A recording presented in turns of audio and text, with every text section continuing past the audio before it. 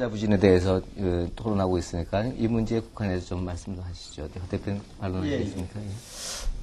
그럼 투자를 왜 하느냐 이거죠. 그럼 투자를 왜 하느냐? 그 투자의 핵심적인 문제가 고용 창출의 문제가 아니겠습니까? 국내에서 지금 실업자 문제, 비정규직 문제, 이 고용 문제를 해결하기 위해서는 투자가 필요하다. 그런데 삼성전자든 포철이든 지난 IMF 이후에 사실은 인력이 늘어났는가? 늘어나지 않았습니다. 물론 그것을 뭐 고용 없는 성장이다 이렇게 말해버리면은 고도의 기술 혁신이 일어나기 때문에 고용 없는 성장 이렇게 말해버리면은 할 말이 없습니다만은 과연 경제가 투자를 하는데 일자리를 창출하지 못한다라고 하는 것은 굉장히 문제라고 생각합니다. 그것은 IMF 이전과 이후의 이 자본의 성격이 완전히 다르다라고 하는 문제를 우리가 볼 필요가 있습니다. IMF 이전에는 외국 자본이 들어올 때 주로 서방은행의 단기 대출 자본입니다. 크레딧 캐피탈이라고 그래서. 그런데 IMF 이후에는 이것이 이 금융 자본이 기관 투자자들입니다. 그래서 이런 중심의 주주 자본이 150조 원이 지금 주식시장에 들어와 있습니다. 사실 이거는 전형적으로 중남미형입니다.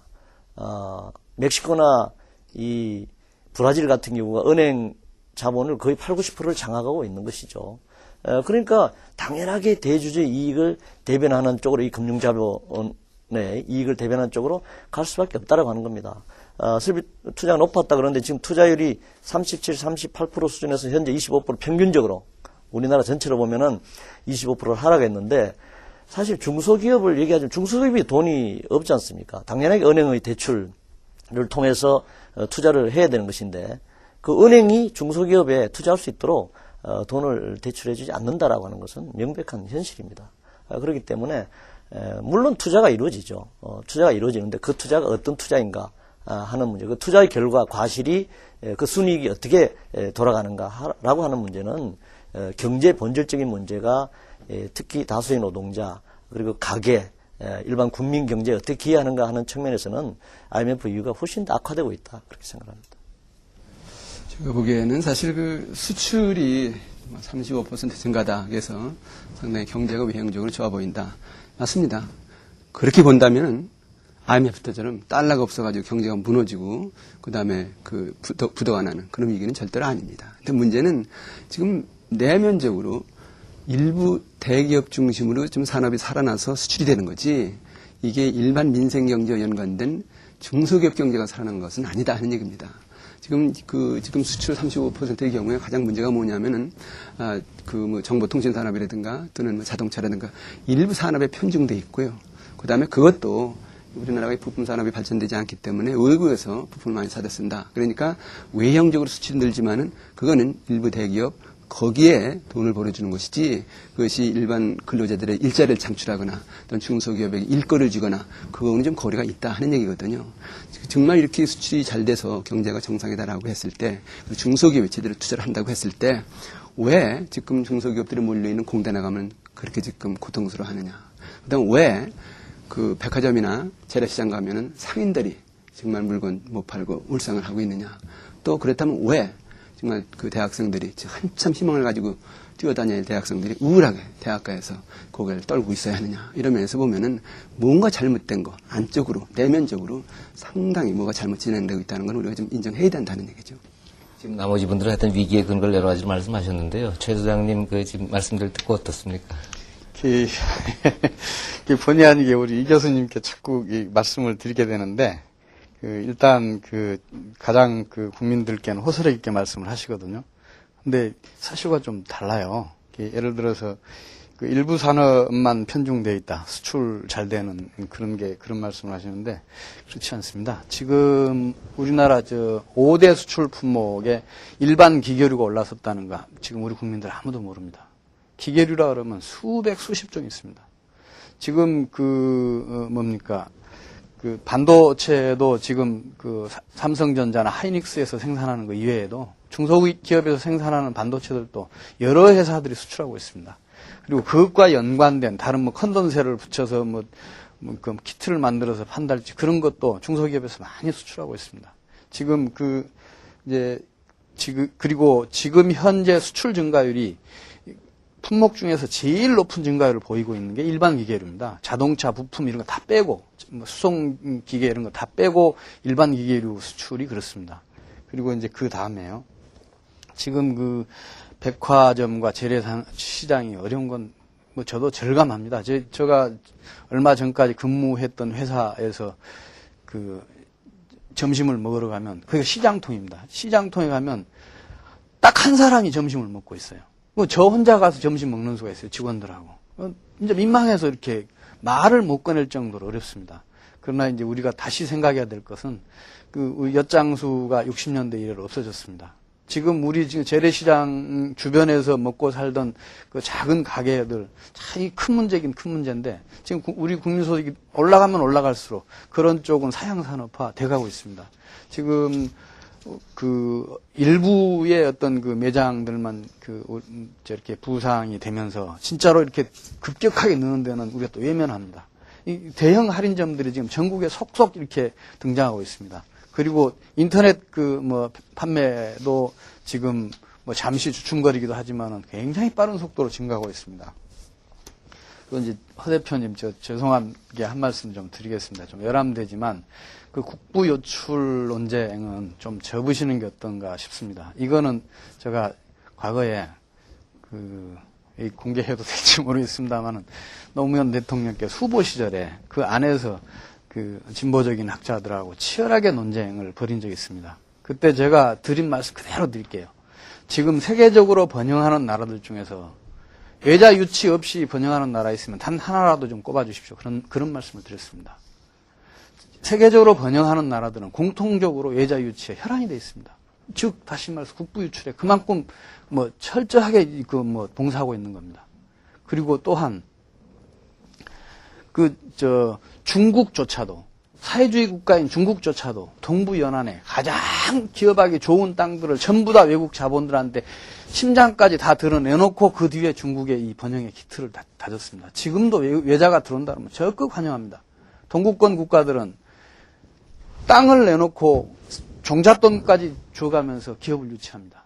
우리 잘 알지 않습니까? 영국은 우리 LG전자가 공장 세운다니까 여왕이 와서 테이프 커팅을 해줍니다. 그거 큰 규모 아닙니다. 작은 규모인데도 그렇습니다.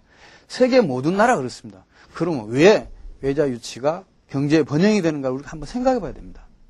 지금 우리 기업 중에서 아무리 우량 기업이라 하더라도 약 한 3% 정도 매출액 대비 3% 이익률이면은 양호한 기업이라고 칠 겁니다, 아마.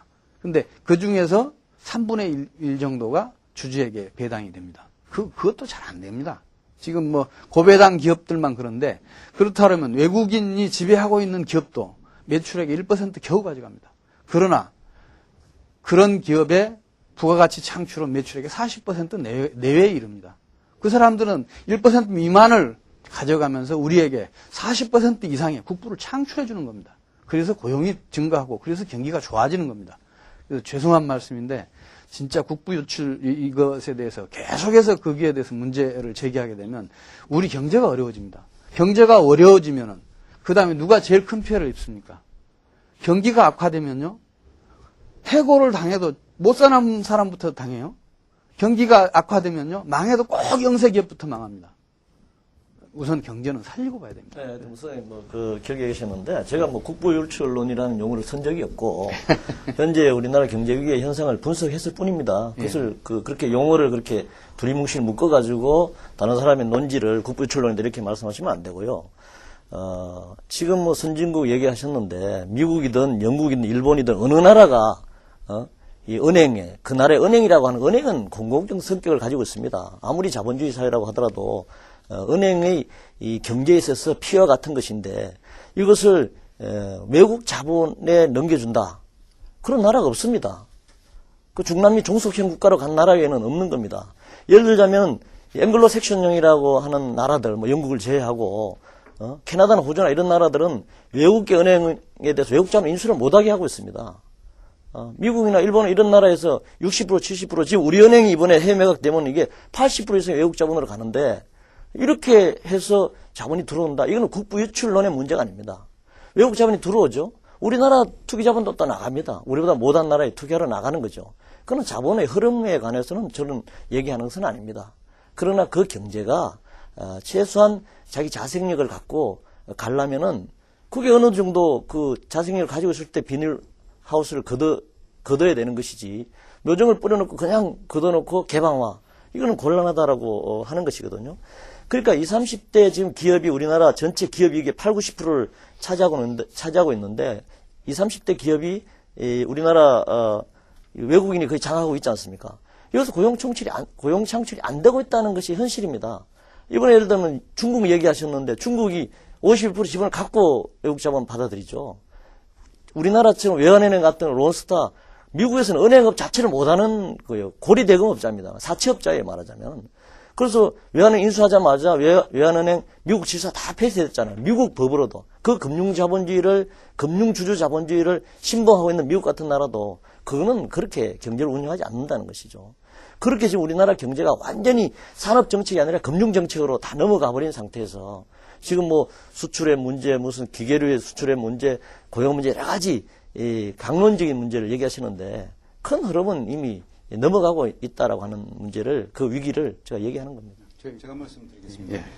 지금 허영구 대표께서 말씀하신 것은 이제 외국 자본이 국내 상장사의 주식 지분을 점유하면서 우리 기업의 태도가 고용에 대한 태도가 달라졌다. 그걸 지적하신 것 같습니다. 근데 그건 사실입니다. 틀림없이 외국 자본이 들어와서 좀 더 고용에 대해서 효율성의 잣대로 판단하게 된 것은 사실입니다. 실제로 1998년 이후에 당시에 이제 33개 은행이 있었는데요. 지금 그 중에 은행에서 고용하는 분들이 40%가 은행 밖으로 나가 있습니다. 외국 자본이 들어오면서 효율성의 잣대로 다소 효율성이 떨어진다고 판단되는 인력은 방출하고 좀 더 효율성 있고 또 경쟁력 있는 구조로 은행을 만든 겁니다. 자, 그럼 그게 잘못된 거냐? 저는 그게 잘못됐다고 생각하지는 않습니다. 오히려 그렇게 경쟁력 있는 은행을 또 기업을 더 여러 개 만들어서 고용을 창출을 해야 된다고 봅니다. 시장은 넓습니다. 우리 한국 밖에도 널려있는 게 시장입니다. 우리가 적극적으로 경쟁력 있는 기업, 금융기관을 만들어서 우리도 외국에 진출을 해야 됩니다. 그리고 외국의 금융자본이 우리에 들어왔듯이 우리의 금융자본도 이제 외국에 나가서 활동할 수 있는 그런 시대도 이제 열어야 됩니다. 그게 우리가 고용 창출을 하는 방법이지, 기업이 비효율성을 떠안고, 딱히 필요하지 않음에도 불구하고, 과잉 인력을 안고 가야 한다. 그것은 좀 잘못된 어프로치라고 생각이 되고요. 또 그래서 그런 그 고용에 대한 시각이 달라졌다. 그 잘못이다. 이렇게 얘기하셨는데 거기에 대해서 이제 설명을 드렸고요. 두 번째 지적하신 것은 외국 자본이 들어오면서 중소기업에 대한 대출이 줄어들었다. 이런 지적을 해주셨어요. 그것도 일면 사실입니다. 그것도 과거에는 이제 중소기업 대출이 되게